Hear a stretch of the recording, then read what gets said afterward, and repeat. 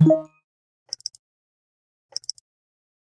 com muito prazer que o curso de Direito Penal Econômico recebe o professor Alexandre Moraes da Rosa para fazer sua palestra sobre a cegueira deliberada vista pela heurística e pelas vieses.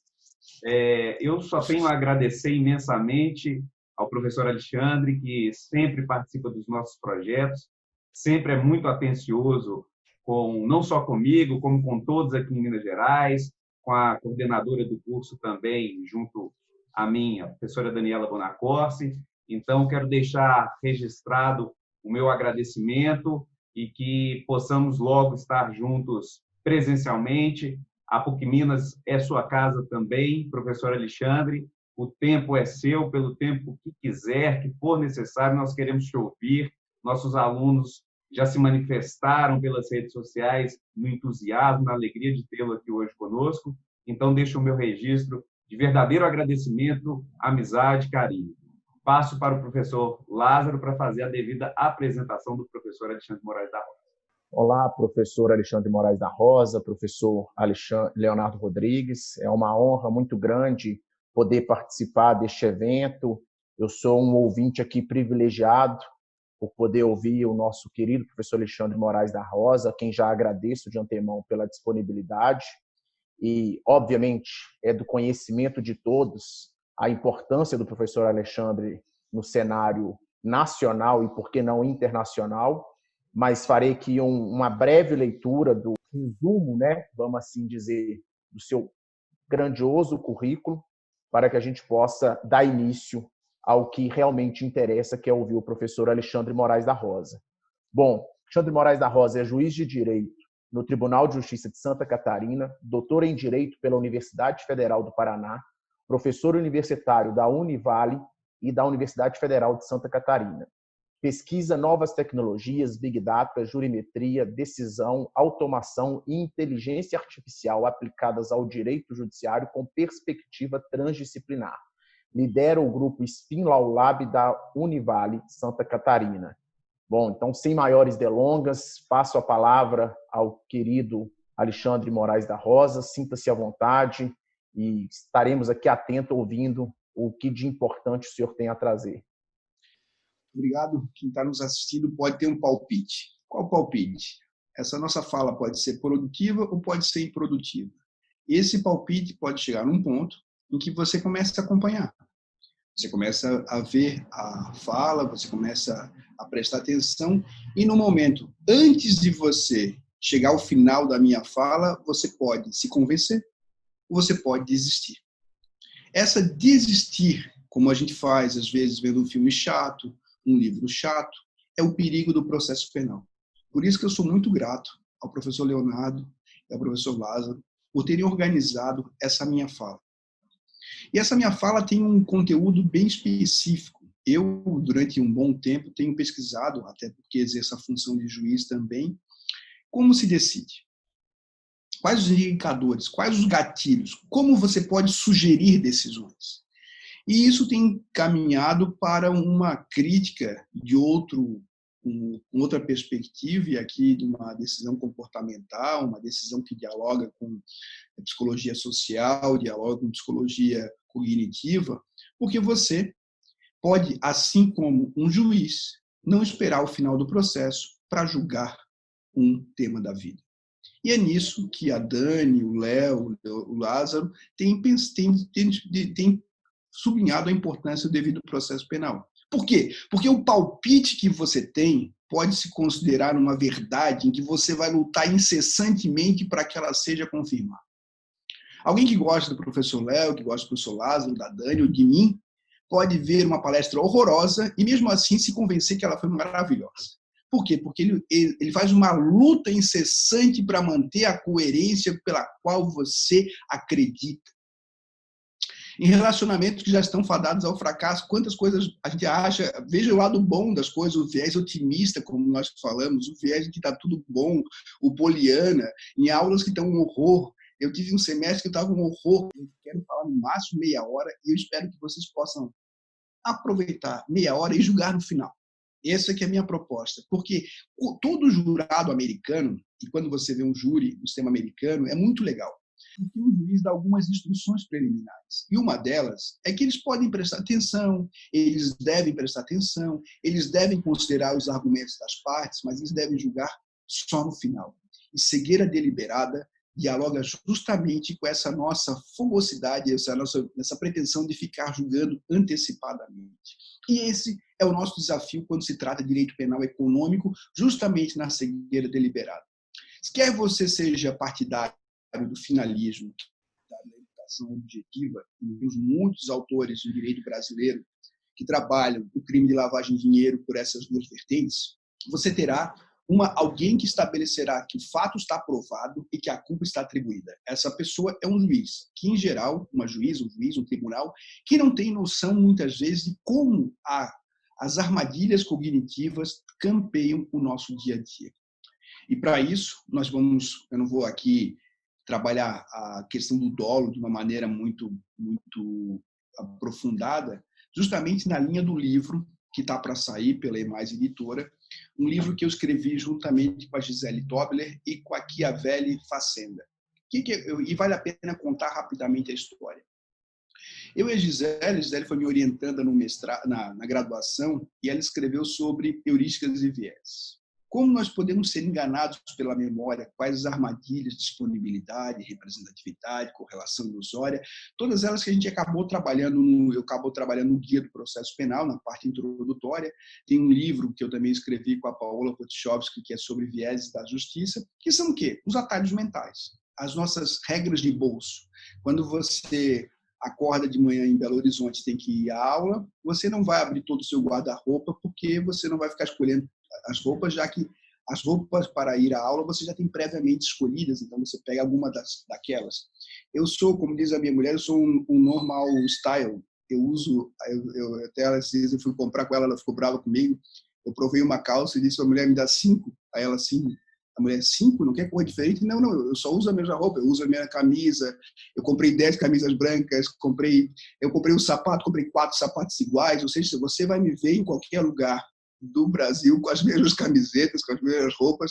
Eu, no primeiro dia de aula, digo para os alunos, vocês me verão um semestre inteiro com a mesma roupa, mas saibam que são diferentes. Não, eu lavo, eu sou limpinho, não tem perigo de passar nenhuma situação. Aqui eu tenho umas camisetas do Criminal Player que eu fiz para mim, então eu tenho lá, fiz 150 e eu uso todas elas todos os dias, as mesmas camisetas, até para dar aula.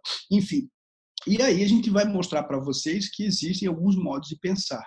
E nesse modo de pensar, a gente vai aproveitar o trabalho da Gisele Tobler, que escreveu a monografia orientada por mim na especialização sobre cegueira deliberada, e aqui um cuidado. Nós não vamos pegar a cegueira deliberada conforme a teoria jurídica trabalha, mas sim dar um passo para a cegueira deliberada conforme a psicologia cognitiva e a social operam, valendo-nos de dissonância cognitiva e outras questões. E também, nós não vamos aprofundar nesse livro as questões vinculadas ao dolo, à autoria, e sim pensar de maneira muito ampliada. Nessa área, nós temos muitos autores, o Guilherme Lucchesi fez uma tese muito legal sobre culpa como dolo no ambiente da responsabilidade penal, Alaor Leite, Greco, Calegari, muita gente boa já trabalhou essa questão, então nós não partimos de uma discussão teórica dessa. Nós podemos mostrar como o juiz, como o julgador, no momento em que ele toma contato com casos como esse, como o trabalho de convencimento é um trabalho que está para além da normatividade, porque muitas vezes ele já chega, como vocês chegaram aqui nessa fala, uma pré-compreensão que rouba o sentido. E ele vai ficar o tempo inteiro lutando para que isso aconteça. A teoria do crime, nós não temos como entrar na cabeça do professor Lázaro, da professora Daniela, do professor Leonardo. Então, nós temos o quê? Alguém estabelece que o sujeito tinha vontade deliberada de praticar uma conduta ou tinha dolo eventual. Só que isso é uma construção teórica, é um construto, ele não existe na natureza. Nós precisamos, para atribuir responsabilidade penal, dizer que alguém obrou com dolo, com vontade deliberada de praticar conduta. E isso é uma construção. E não é uma construção que acontece em todos os países de maneira uniforme, fundamentalmente no ambiente americano, de onde se importou uma lógica de cegueira deliberada que é muito perigosa, porque essa cegueira deliberada acaba significando qualquer coisa e muitas vezes se confundindo mero conhecimento com o dolo. Essa correlação ilusória entre conhecer uma situação e equiparar a dolo é trabalhada por nós no livro como sendo uma correlação ilusória que é uma armadilha cognitiva muito comum. Se nós vemos dois acontecimentos da vida, não raro nós colocamos como se fosse, especificamente o caso de lavagem de dinheiro, mas eu atuei numa situação em que um sujeito em Florianópolis, eu sou juiz do crime, ele foi encontrado caído, bêbado, machucado com uma motocicleta com registro de furto. Então, desacordado, bate a foto, a placa da moto no sistema de furto, leva tudo para a delegacia. O delegado olha aquilo tudo e tem um problema. O que aconteceu? 306 do Código de Trânsito, está dirigindo embriagado, ninguém viu, ele estava caído. Então, pode ter empurrado a moto. Furtou a moto, ninguém sabe se foi ele o autor do furto. E o que o delegado fez? Fez um flagrante por receptação. Mas veja só o que ele sabe da receptação. Ninguém investigou. Aqui é o imaginário correndo solto. Então, quando você trabalha num sistema com presunção de inocência, você precisa verificar o que de fato o Estado conseguiu provar de uma conduta típica e não do que nós achamos que é a melhor explicação. E aqui, abro um parênteses, que no Brasil, diante das reviravoltas da Operação Lava Jato, vale a pena ler as sentenças que são quilométricas e talvez por serem quilométricas é para não serem inteligíveis mesmo, as sentenças da Lava Jato de Curitiba, porque se você quer fazer um trabalho que o sujeito tem dificuldade de compreender a lógica que estrutura, você escreve muito, né? Então, você escreve muito, dá muita volta e você dificulta uma abordagem lógica. E o Deltan Dallagnol escreveu um livro, que foi o trabalho que ele fez na academia, que está publicado pela Livraria do Advogado, que chama sobre a lógica das provas processuais. E lá, eu não concordo com ela, mas ele se vale de uma lógica americana também, que ele importou, que é a lógica da inferência pela melhor explicação, que é IME. Né? Eu e o Maurício escrevemos um texto, está no Conjur, sobre inferências da melhor explicação, que significa o seguinte: bom, o sujeito abre a casa dele, tem um gato, o tapete o sofá está arranhado, rasgado. Qual é a melhor explicação? Foi o gato que fez. Ele não tem prova, mas ele induz do fato. Ele olha para o sofá rasgado, o único que estaria na casa era o gato, ele infere que foi o gato que rasgou. Só que isso é pode ser uma armadilha cognitiva e é incompatível com um sistema em que a presunção de inocência pressupõe não um imaginário, não uma hipótese, mas sim provas de que o agente tenha realizado aquela conduta. Uma inferência pela melhor explicação poderia, por exemplo, se eu usasse uma visão selvagem de cegueira deliberada, nesses últimos acontecimentos que têm sido delatados pelo Intercept, pelo Conjur, acreditar que todos eles teriam absoluta e restrita conhecimento e, por via de consequência, responsabilidade, que é pelo dolo direto, que é pelo dolo indireto, que é justamente o contrário. Se precisa, é garantir o devido processo legal a todos eles. Mas essa dificuldade de compreender o dolo, essa dificuldade de compreender o dolo direto e o dolo eventual, ela faz parte de um contexto no âmbito da responsabilidade penal econômica superada por algumas regras de bolso, algumas facilitadores da compreensão. E é justamente aí que a gente vai trabalhar a questão da cegueira deliberada. A cegueira deliberada surge como uma teoria que busca reconhecer a responsabilidade pelos atos praticados, em geral, por subordinados, em que o sujeito finge que não viu.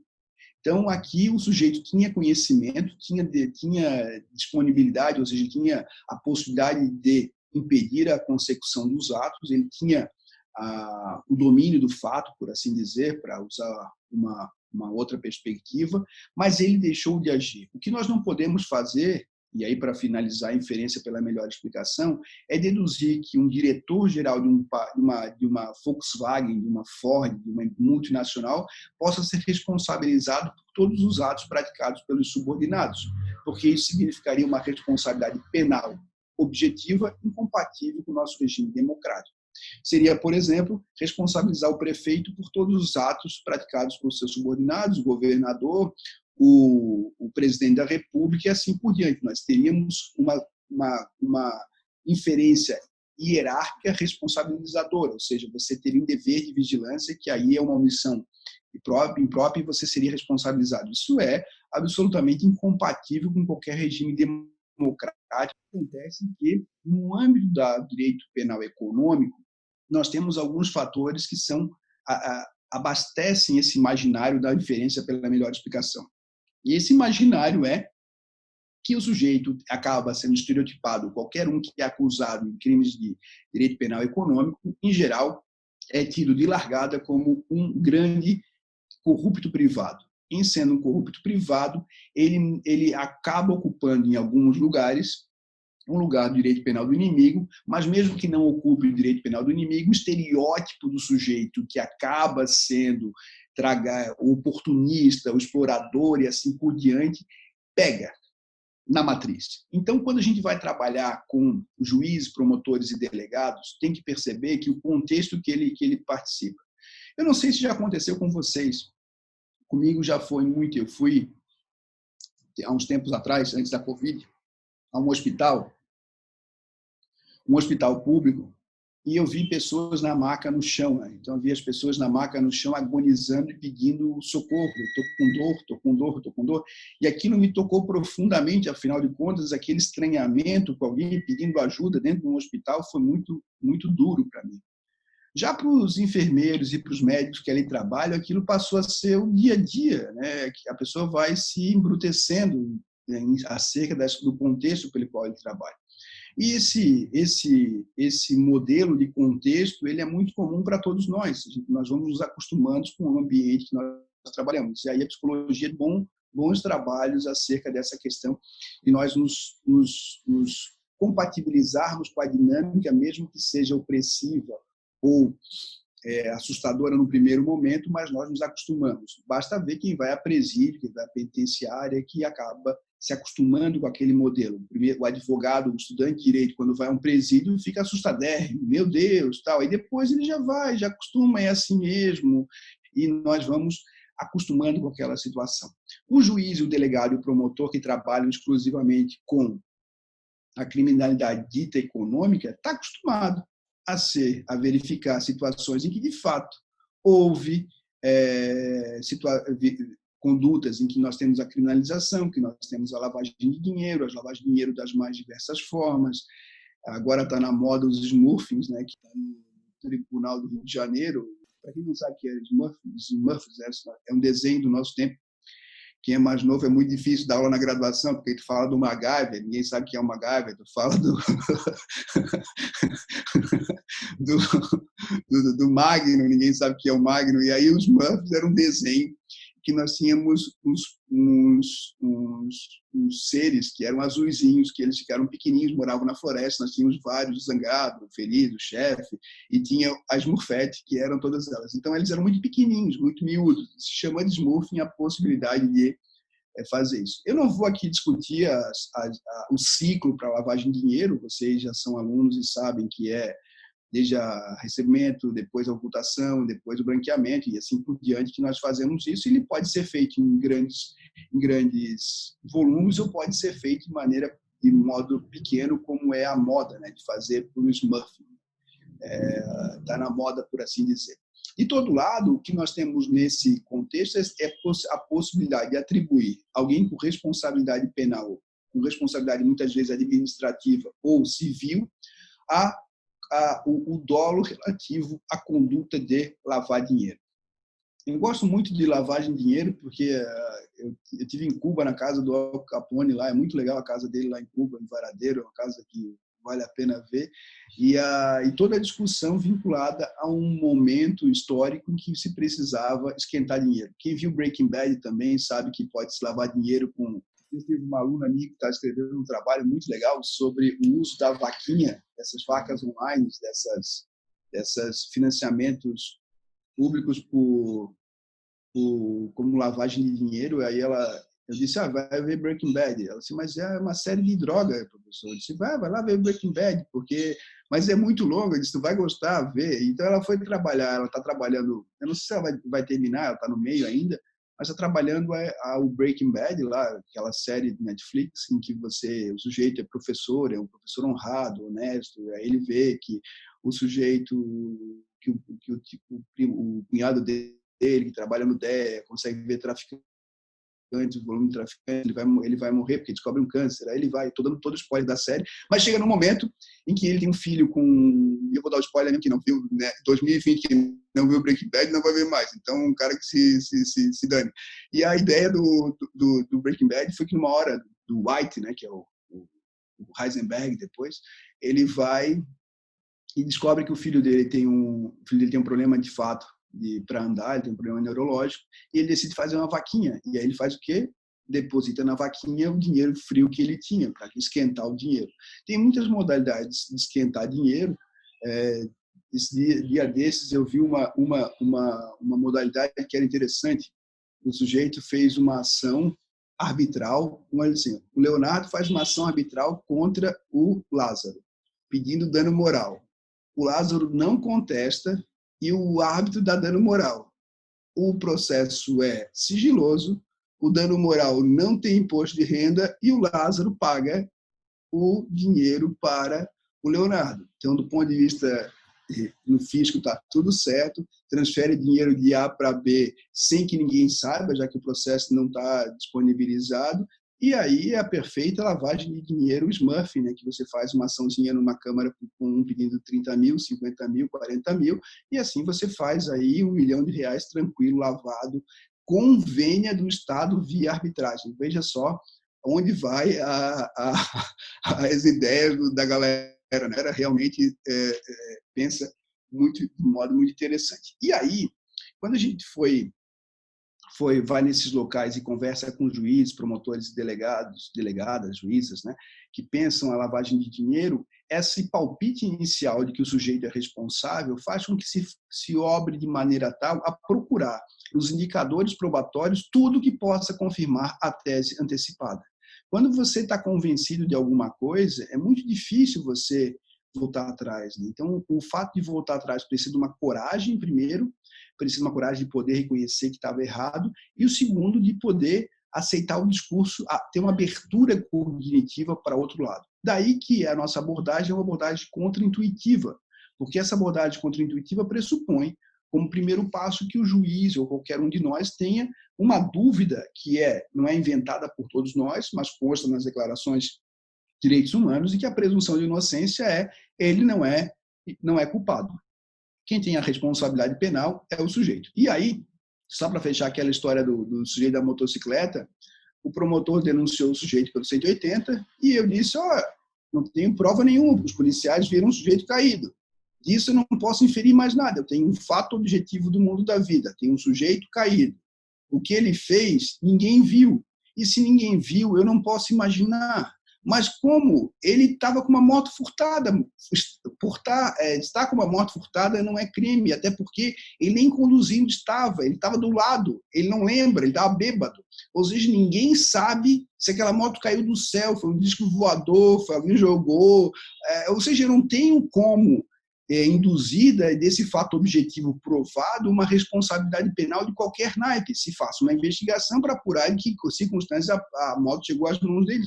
Mas eu não posso ter a melhor explicação possível sob pena de inverter a lógica e condenar e causar falsos positivos. Então, estabelecer os fatos, e vocês fizeram hoje de manhã uma aula com a professora Janaína Matida sobre a necessidade de estándares probatórios, a necessidade que nós temos de poder criar indicadores suficientes e objetivos em relação à realidade para estabelecer fatos.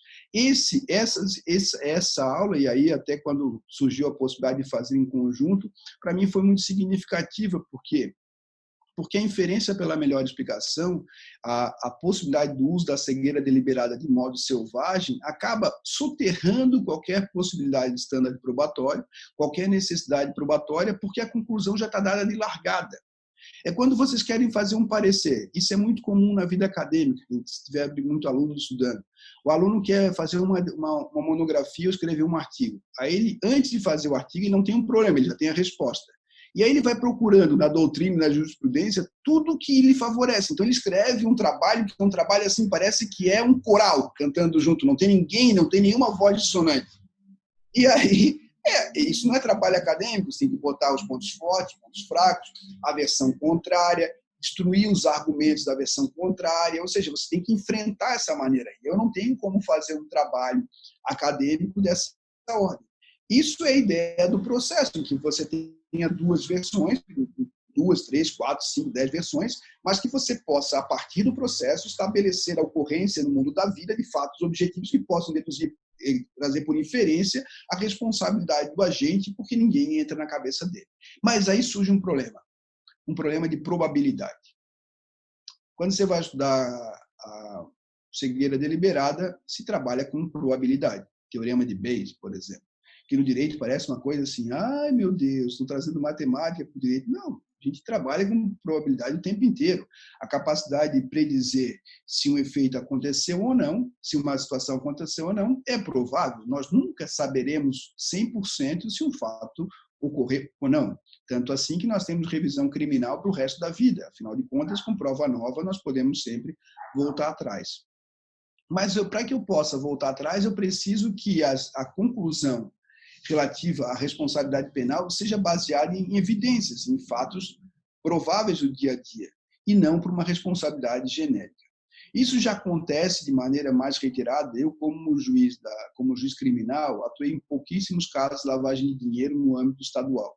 O que eu atuei de maneira reiterada foi nos casos de sonegação fiscal, em que é uma responsabilidade objetiva. A fazenda aponta o crédito, tem foi feita uma fiscalização na empresa. A fiscalização apurou que não foi recolhido o valor tal. Logo, a responsabilidade está lá. E eu disse, e daí? E daí? E daí? Eles são responsáveis tributários, responsáveis administrativos. Bom, para fins penais, como é que funciona essa empresa? Onde é que está a deliberação dessa pessoa? Não, mas isso é evidente. Evidente para quem, cara pálida? A questão aqui é que, civilmente e tributário, você consegue fazer, mas eu não posso dar esse salto de equidade penal, a coisa fica muito bizarra. Fica muito bizarra. E eu fiz uma audiência uma vez em que os sócios eram 2 adolescentes e o pai. Aí eles quer fazer ato infracional contra os adolescentes agora, poxa, porque eles são sócios da empresa, quer fazer ato infracional contra eles. Ou então teve o caso de uma filha que, aquelas coisas, a empresa tinha que ter antigamente 99%, não podia ter 100%, aí cada filho ficou com 1%. Então o pai administrava, aí fica aquela discussão de quem administrava para poder responsabilizar. Mas aí olha só como é uma manipulação, porque os corréus começam a discutir entre eles quem fazia, porque a responsabilidade está predada, você não tem nenhuma discussão dessa ordem. Então, eu acabava absolvendo muito, mas fiquem tranquilos que o tribunal depois reformava todas as decisões, porque o tribunal dizia, bom, mas aqui está a prova no contrato social, administrador, se teve falcatrua, a falcatrua deles. Mas não dá para fazer assim.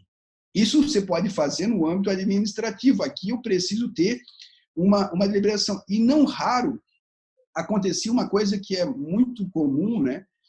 Pelo menos aqui no sul do Brasil, que era a possibilidade de a mulher do sujeito ser a administradora, o sujeito ser o administrador de fato, mas a mulher ser a sócia administradora, assinava tudo em garantia, ou tinha um gerente, e depois a responsabilidade penal sobrava só para ela. É muito complexo apurar a responsabilidade, eu só quero saber o dia que vocês forem acusados de qualquer circunstância como essa, porque aí, de fato, a responsabilidade passa a ser de vocês. E aí a minha preocupação se torna, portanto, em estudar um pouco mais sobre esses fatores.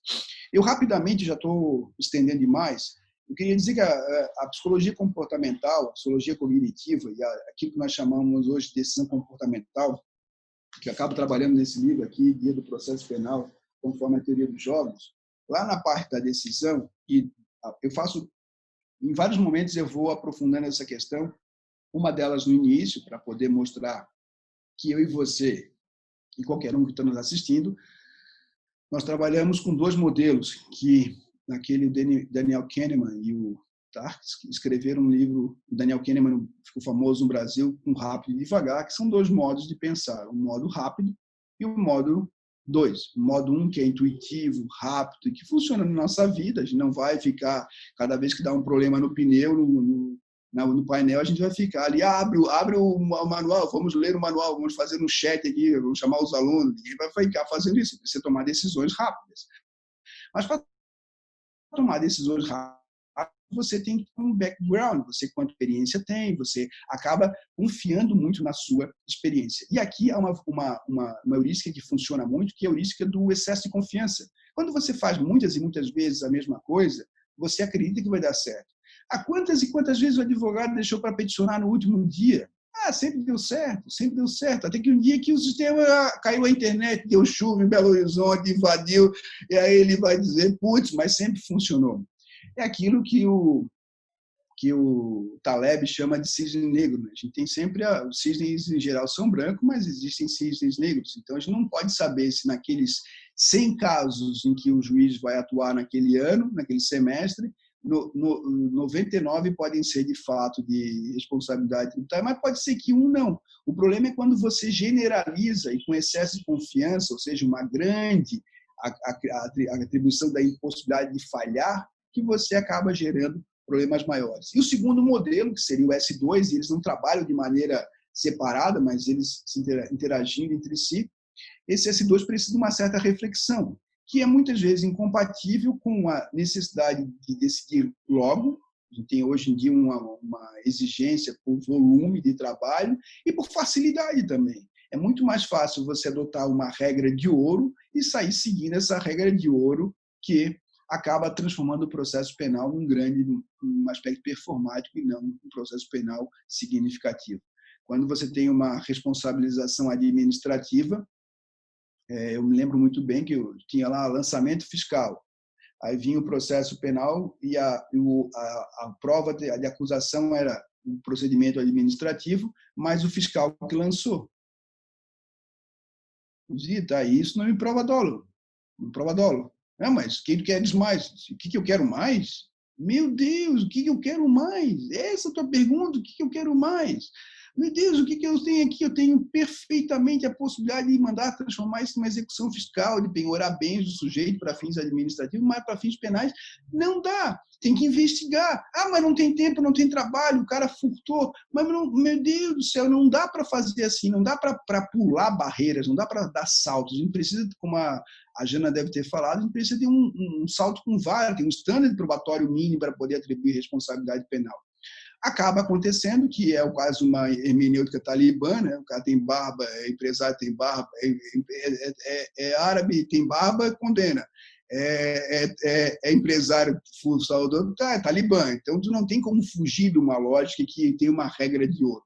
E a nossa proposta, portanto, é repensar e propor aos delegados, aos promotores e aos juízes que eles não são a última cocada, a última Coca-Cola gelada do deserto, que eles têm erros, que eles podem estar errados, dá uma chance para que aquele caso seja um caso do cisne negro, que quantas e quantas vezes eles erraram na vida deles como julgadores, como investigadores, como promotores, e que a presunção de inocência tem um condão efetivo de fazer com que a gente possa evitar os falsos positivos, e que a cegueira deliberada, ela no limite que pode ser utilizado no Brasil, não pode ser um efeito tampão, um efeito que bloqueia. Por isso que nós defendemos que há uma cegueira deliberada dos juízes sobre a cegueira deliberada. Então, eles, como sabem que vai ter uma dificuldade muito grande em atribuir responsabilidade, o sistema de controle social, a partir do fisco, passando pelos investigadores, pelo Ministério Público, pelo juiz, tem uma cegueira deliberada sobre os requisitos para a responsabilidade penal e se valem da própria cegueira deliberada ao cubo para poder criar uma ponte entre o fato e a conduta tipificada. Isso faz com que as evidências sejam extraídas dos mínimos detalhes e, não raro, pela apresentação e pelo poderio econômico dos agentes. Em cada caso, nós teríamos que apontar os contextos específicos. Eu gosto sempre de dar um exemplo que assim que a gente vai, quando a gente começa a dirigir, para começar a dirigir é no inferno, né? Bota, com a embreagem, olha para a embreagem, passa a marcha, agora de novo, passa a segunda, passa a terceira. Nossa atividade é uma atividade focada, uma atividade que é uma atividade S2, a gente pensa, quer entrar à esquerda, olha no retrovisor, olha para o outro, olha para cima, toma cuidado, anda devagar. Com o tempo, nós começamos a fazer isso de maneira mais rápida. Então, deixa de ter o S2 e tem o S1. E aí, o que a gente começa a fazer? Até responder mensagem no WhatsApp, até dar uma pancada em alguém no carro da frente, dar um beijinho, disse, realmente não posso fazer mais isso. Dura 2 semanas, depois tu já está ali respondendo de novo, que na voz, então assim, porque tu vai ganhando confiança. E esse ganhar confiança é desesperador, porque transforma aqueles indicadores que você não vê, não presta atenção por circunstâncias que você não tem dessa hora. É muito legal quando eu era guri, a gente vai sair para a balada e tal, aí todo mundo canta, todo mundo dança, e está no carro cheio de gente cantando a música, mas é muito legal quando vai todo mundo ali, e a pessoa dirigindo, falando, gritando, cantando, aí tem uma curva fechada.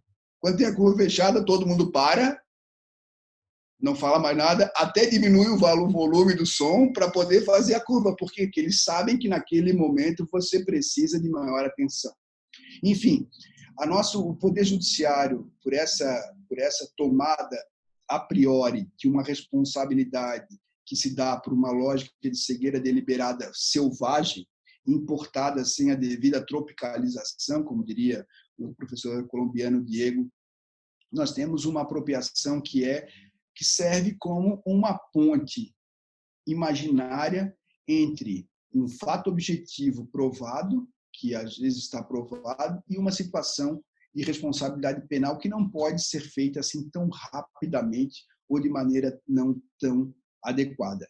Eu julguei um caso de lavagem de dinheiro interessante, em que um sujeito era dedicado ao tráfico e ele tinha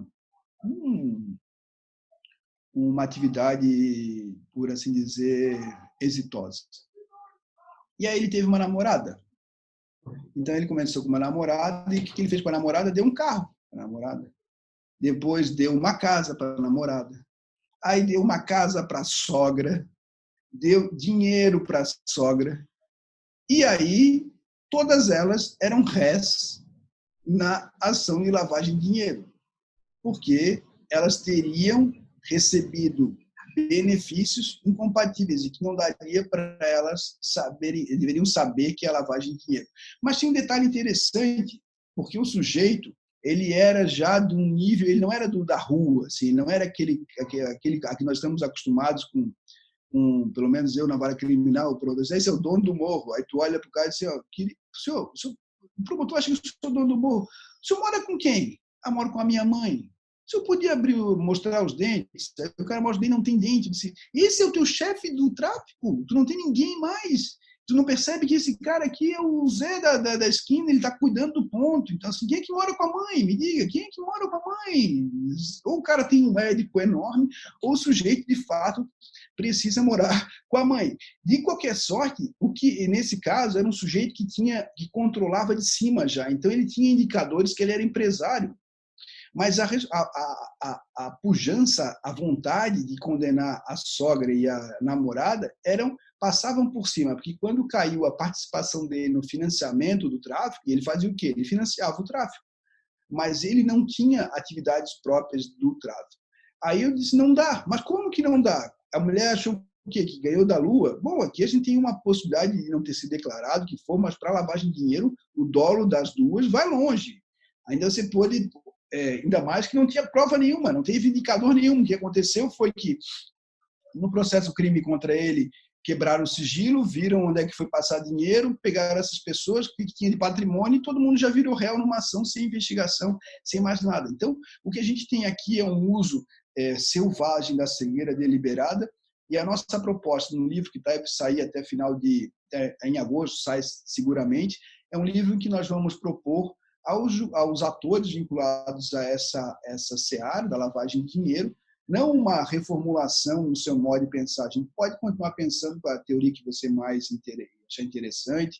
A gente trabalha alguns autores aqui no nosso texto, a gente acaba sublinhando isso, mas a gente vai dizer assim, bom, a gente tem que manter uma certa autonomia do que venha a ser responsabilidade, autoria, o que venha a ser dolo, e nessas duas possibilidades tem alguns indicadores normativos que precisam ser estabelecidos, e nós não podemos fazer isso com um atalho, uma regra de ouro, que independentemente do processo, nós tenhamos o sujeito como culpado. E para fazer isso, nós precisamos derruir, por assim dizer, esse excesso de confiança, que começa com o sujeito achando que já sabe tudo, e dar uma chance para o devido processo legal. Significa que nós vamos perder tempo? Essa é a função do processo. A função do processo é que nós possamos um palpite que seja bom ou ruim, que é uma conjectura da acusação, possa ser estabelecida a partir de indicadores probatórios que atendam o mínimo para fins de um devido processo legal. Sem isso, nós temos uma confusão entre a responsabilidade penal e a responsabilidade meramente administrativa, que seria até incompatível numa democracia. É verdade que, se vocês me disserem que todos os dias isso acontece, todos os dias isso acontece. Então, o nosso trabalho foi e tem a pretensão de poder, para aqueles juízes, delegados, promotores, fiscais, que têm um mínimo de senso democrático, eles possam dar uma chance ao acusado, dar uma chance ao processo para que ele seja, de fato, um meio para a comprovação da responsabilidade penal de alguém e não um mero elemento performático em que o sujeito já larga condenado, independentemente do que vier a ser depois. E aí eu termino dizendo, como no júri, a gente termina com um júri americano, quando se tem as regras iniciais, em que o juiz tem que dizer para o juiz mesmo que, olha, preste atenção na prova, leve a sério a prova, o sujeito é presumivelmente inocente, sem estabelecer prova vinculada ao fato e à conduta, ou seja, o que é dolo. Mas ele quer trabalhar com imputação objetiva? Sim, o que é agravamento do risco, o que é risco permitido, o que não é risco permitido, tinha compliance, não tinha compliance, a história inteira que a Dani trabalha muito bem, mas o que nós precisamos trabalhar aqui é uma chance que o processo seja tanto para atribuir responsabilidade como para exonerar responsabilidade. Se o processo não serve para nada, é um grande fingimento que nós temos aqui, utilizando o pacote, o embrulho da cegueira deliberada para condenar todo mundo. A nossa hipótese, então, é que é uma cegueira deliberada duplo, um duplo de cegueira deliberada dos juízes, promotores, delegados e fiscais, em face da própria cegueira deliberada, que é usada de maneira ad hoc para fins de condenar pessoas em que não se consegue atribuir responsabilidade. Porque nós finalizamos dizendo, se você tem prova, a cegueira deliberada não precisa. Mas quando você vai para a cegueira deliberada, é porque, no mínimo, há uma dúvida em relação à conduta do agente. E se há dúvida em relação à conduta do agente, a nossa Constituição e a democracia, a nossa civilização, exige uma resposta. Se você não quer dar essa resposta, você quer se valer de um recurso retórico, falacioso, como a cegueira deliberada, para tampar a responsabilidade, é uma questão que a gente precisa que você assuma de frente o grau de antidemocraticidade que você faz nas suas decisões. Então, é nesse sentido que o livro vem. Eu agradeço muito a possibilidade de ter dialogado com vocês de maneira muito rápida, né? Muita coisa. O livrinho também não é grande, são 100 páginas, mas a ideia é poder situar o leitor não acostumado em heurísticas, vieses e também em dinâmicas da decisão comportamental, nesse custo-benefício, a partir de um aporte de uma ciência correlata. Muitíssimo obrigado a todos vocês lá e devolvo a palavra aí, Lázaro, Leonardo. Professor Alexandre, como sempre, muito impressionante. Eu não sei por que ele começa a fala no sentido de que as pessoas podem não prestar atenção, porque eu, particularmente, desconheço quem não consiga prestar atenção nas palestras e nas falas do professor Alexandre, porque, além de muito conteúdo, são sempre muito bem-humoradas, são sempre com casos e com técnica, com verticalidade. Ele consegue fazer esse conjunto muito perfeitamente, mas a fala inicial eu ainda fiquei esperando para ver o momento do tédio da palestra, mas eu estou esperando ele até agora. De toda forma, eu fiquei muito feliz com a fala do professor Alexandre, porque eu tenho estudado a omissão imprópria no meu doutorado, inclusive sobre perspectiva de dolo, culpa e cegueira deliberada, E tenho falado muito, eu falei isso até na palestra da professora Janaína Matida, que o problema todo, e essa cegueira deliberada da cegueira deliberada, talvez se justifique por isso, porque se confunde muito, né? Nossa sociedade é muito apegada a essa ideia de que a condenação é justiça e a absolvição é impunidade. Então, enquanto a gente ficar nesse ciclo vicioso, nós não vamos poder evoluir muita coisa no sistema penal. E essa importação de teorias estrangeiras, que por um lado são boas, mas têm que ser adaptadas, elas criam problemas muito graves, né? Você veja a primeira utilização famosa da teoria do domínio do fato, a primeira utilização famosa da teoria da cegueira deliberada, né? Casos de ação penal 470 e o Banco Central em Fortaleza. Então, sempre geram alguns problemas e até chegar ao ponto do próprio autor da teoria dizer que foi aplicada de forma equivocada. Então, isso me preocupa muito. Eu acho que esse não é o caminho para um sistema de justiça adequado que a gente busca. E a sua fala, para mim, foi, mais uma vez, impressionante e só agrega valor para todos nós. Eu vou passar a palavra para o professor Lázaro para suas considerações e agradeço muito pela palestra. Eu tenho que confirmar e ratificar as palavras do professor Leonardo Rodrigues. Como era de se esperar, a palestra do professor Alexandre foi excelente. Eu, como vários, inúmeros, já conhecem, né, o professor Alexandre, os textos, já foi em palestras dele, então a gente já tinha essa pré-concepção, a gente já veio para esse evento com a certeza de que seria bom. Mas diante dos avisos dele iniciais, eu me despi dessas minhas pré-concepções para que eu pudesse avaliar exatamente só a partir deste momento. E como não é de se surpreender, a minha conclusão é a mesma da pré-concepção até então existente, que é... Então, por mais que eu tenha me despido disso, eu só pude confirmar o que, de fato, eu já esperava. É essencial esse discurso, esse estudo, e eu só queria pontuar com o professor Alexandre, até pela experiência como juiz de direito na área criminal, a sensação que eu tenho pela vivência na advocacia é de que nós temos algumas provas, entre aspas, fáceis, né? Então, por exemplo, em crimes de natureza sexual, a palavra da vítima, em crimes de drogas, de tráfico, a palavra do policial, em crimes de sonegação fiscal, o contrato social, que tem o nome de todos que ali estão, como trazido por você, e esses indicadores acabam apenas sendo confirmados, ainda que não tenha nenhum valor probatório durante o processo, mas eles acabam sendo aceitos, recebidos como esse atalho, como essa regra de ouro, e confirmados numa sentença condenatória. Qual que seriam os mecanismos para evitar essas provas fáceis? A confissão já foi, em outrora, né, essas provas fáceis, que dá uma certa tranquilidade para o juiz proferir uma condenação. A delação premiada, lembrando, a colaboração premiada também já ocupou esse espaço e ainda ocupa. Então, quais seriam esses mecanismos de contenção e emendando? Até que ponto a nossa estrutura processual de ranço inquisitório contribui para isso também?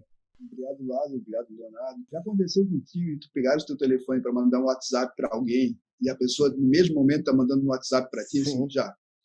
Aí tu acha que isso tem correlação, que vocês estão alinhados, papapá. Só que assim, tu já pegasse o telefone milhares de vezes e ele não te mandou a mensagem. Mas quando acontece, tu acha que aquilo é um acontecimento dos deuses, que tem a coisa. Então você faz uma explicação para aquilo. É muito ilusório. Então, se você perguntar para um juiz, assim, para uma promotora, um juiz, delegada, bom, enfim, alguém que ocupa esse lugar, quantas e quantas vezes ele já não considerou a palavra da vítima nos crimes sexuais? Ele vai dizer que várias vezes. Do policial, várias vezes. Só que o que ele faz? Ele precisa, diante da representatividade de casos que são contrários, ele esquece, é um mecanismo cognitivo em que ele desconsidera o possível erro, os falsos positivos. Então, esse trabalho é um trabalho em que eu tenho levado isso aos juízes, e a minha ideia é o seguinte: ó, tu é um trouxa, tu está sendo enganado. Se tu quiseres ser trouxa, tu continua sendo trouxa. Eu não posso fazer nada. Eu não quero uma vítima me enganando, eu não quero um policial me enganando, eu não quero condenar um inocente em relação à lavagem de dinheiro. Eu estou aqui numa democracia para atribuir responsabilidade. Eu condenei muita gente na minha vida. Até os alunos perguntam assim, professor, qual foi a sua maior pena? 55 anos no sujeito, condenei a 55 anos, para condenar 55 anos foi muita coisa. Ou seja, eu continuo condenando pessoas a partir da minha responsabilidade democrática, com prova. Agora, se você quer uma democracia acusar, apurar responsabilidade sem prova, você tem vários atalhos cognitivos em que você pode criar falsas correlações. Então, essa correlação que eu acabei de perguntar do WhatsApp, é um acontecimento casual, mas aquilo ganha um sentido para você. Como, em geral, a vítima tem dificuldades probatórias, você deposita nela, não significa que toda vítima tem um protagonismo. A gente pode ter meios de perguntar a ela. Você tem agora para o policial. Porque aqui a gente vai usar malatesta, né? Malatesta de maneira equivocada. Por que o policial que não tem motivos nenhum para mentir, mas isso não vem ao caso. Preciso que ele diga o que ele viu, o que ele aconteceu. Então, em 2020, além do que você não tem nenhuma câmera. Eu acabei de escrever um artigo com o Eduardo Cani, um livro em homenagem ao LFG, ao Gustavo Gomes. A gente fala disso, fala sobre, em 2020, a polícia que não usa câmeras na sua atividade é porque não gosta de transparência e gosta de ocultar. A câmera garante o policial que não houve nenhuma alegação de violência contra o conduzido, garante a integridade da prova, garante tudo. Aliás, o caso, desde a década de 60, a Corte Suprema Americana, lá no caso Miranda versus Arizona, faz com que os carros dos policiais americanos tenham câmeras justamente para garantir a integridade de todo mundo. Mas, bem, o sujeito brasileiro não gosta de integridade. O que a gente precisa demonstrar é que nem todo caso, em alguns casos, você pode ter cegueira deliberada, mas cegueira deliberada não pode ser um mantra de sentido. No livro, eu e o Salah Khaled escrevemos sobre mantras de sentido. Então, a gente vai achar... Isso é muito legal quando acontece muito conosco quando a gente está apaixonado por alguma coisa, né? Apaixonado por uma pessoa, apaixonado por um time de futebol. O Flamengo jogou contra o Fluminense, eu sou flamenguista, o Flamengo perdeu nos pênaltis, mas eu digo, mas só perdeu nos pênaltis porque pênalti é uma loteria, porque jogou bem, tentou, eu crio argumentos. E o que é isso? Isso é um viés retrospectivo. Se você comprar um carro agora, por exemplo, o Lázaro comprou um Jeep novo, foi lá comprar um Jeep Renegade. Aí eu digo para ele, Lázaro, a Jeep está fazendo uma promoção de fábrica e tem 30% de desconto. Nem me diz nada, nem quero saber, não quero saber, porque ele quer manter a coerência cognitiva dele. Então, isso é uma coisa legal que o Chris Ritter escreveu um livro pela Tiranda Elban sobre imparcialidade, foi aluno do Auri. Então, entender como nós somos humanos. Para os juízes, para os juízes, promotores, delegados, a minha tática de convencimento é uma só. Quantas e quantas vezes tu és o trouxa da parada? Tu és o enganado. Eu digo para ele, todo estelionato tem uma vítima que acredita perfeitamente que não está sendo enganado. E aqui é um estelionato cognitivo. Só que não seja uma vítima alienada. Assuma que você quer ser enganado. Engana que eu gosto, beleza, eu vou. Só que eu tenho uma responsabilidade ética em que você sabe que está sendo enganado e é o trouxa. E eu não quero ser trouxa numa democracia. E com isso, vários colegas meus disseram, poxa, é verdade, Alexandre, eu não quero ser trouxa. Eu disse, é isso, cara, a gente não pode ser trouxa. A gente não quer ninguém condenado de maneira ilegal e nem de maneira abusiva. Então, abrir-se para esse espaço cognitivo, porque parece que o direito mora uma ilha do Fortnite, assim, aquela ilha que vive no horizonte longe. Não.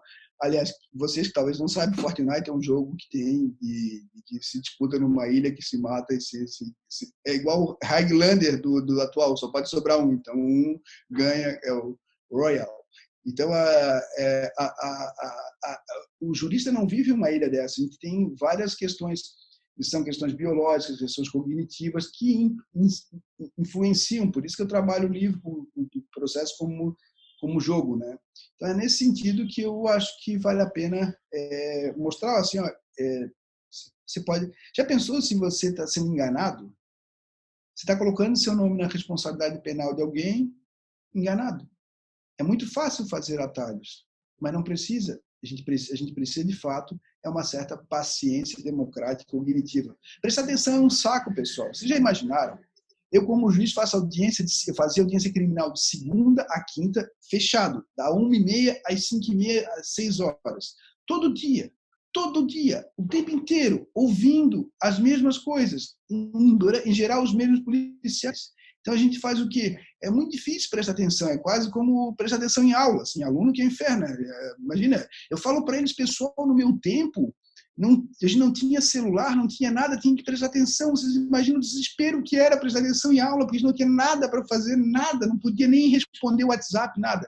Então, você está lá com um juiz e o juiz está respondendo o WhatsApp, o juiz está olhando na tela do computador, está procurando passagem, ou seja, sustentar hoje o desafio do advogado é muitas vezes conseguir sustentar e não deixar ele ser trouxa, porque senão acontece o que o Lázaro falou, que a resposta está predada e o desafio é fazer isso, abrir-se para esse aspecto cognitivo do processo, que é o que a gente tem feito aí. Vai sair um curso meu aí sobre isso um pouco mais adiante, mas quem quiser me acompanhar, lá tem meu Instagram, que é Alexandre Moraes da Rosa. Eu sou Moraes com Ita, o Alexandre de Moraes, que é o ministro, é o outro, não confundam, por favor, com todo respeito ao ministro. Mas já aconteceu de ter palestra minha, que eu fui dar palestra e manifesto contra, gente contra, me xingando, ataque.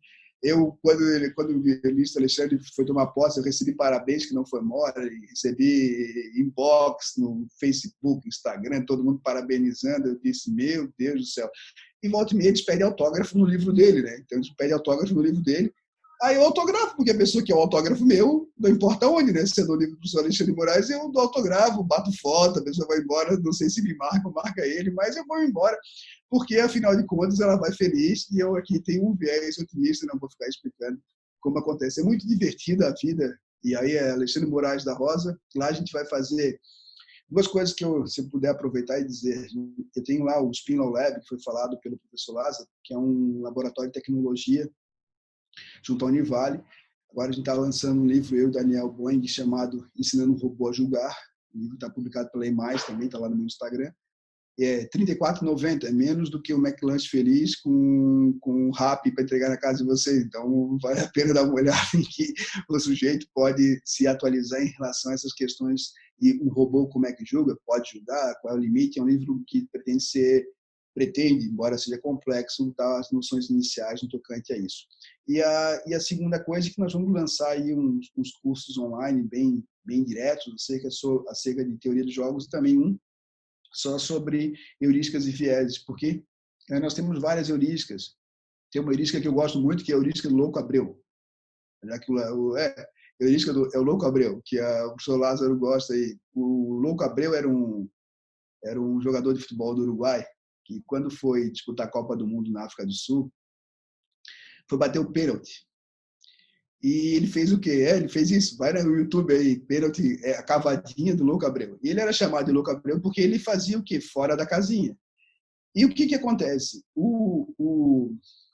Os goleiros, estatisticamente, melhor ficar parado e, se o batedor errar o pênalti, ele pegar, do que cair para um lado.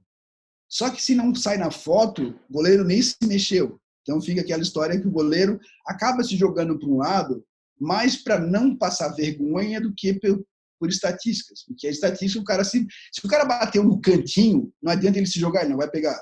Se o cara bateu meia altura e ele ficar parado, ele consegue pegar se a bola for. Mas o sujeito precisa fazer alguma coisa. E aí os autores de psicologia cognitiva vão dizer o seguinte, que acaba tendo um viés, que é o viés do Louco Abreu, que é fazer alguma coisa. Então, o delegado faz alguma coisa, o promotor faz alguma coisa, o juiz faz alguma coisa, e não raro é a responsabilização penal. Então, estudar isso, representatividade, outras situações da psicologia cognitiva, como efeito compromisso,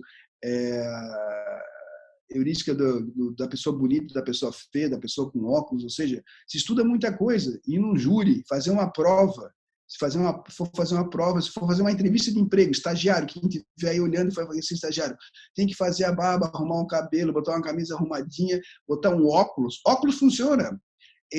assim, ó, acusado, você consegue com roupa do trabalho e um crachá. Se tiver um crachá com a foto, porra, ele consegue absorver. Então ele diz, ó, estou com um crachá, ele vem de Bozó, assim, de Bozó era mais antigo ainda, mas o cara vem com um crachá e salva muitas vezes, porque ó, o cara está trabalhando, deixa a vida dele. Então, não dá para ir com a camisa do jogo do Flamengo.